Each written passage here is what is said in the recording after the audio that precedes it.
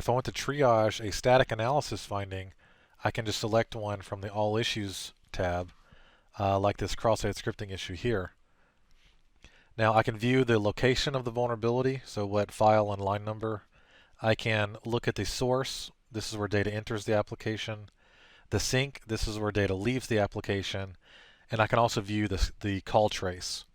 Notice here that the recommended fix location is highlighted with this blue wrench icon. So this is where AppScan recommends a fix is applied. If an issue belongs to a fix group, the link to the fix group will also be here.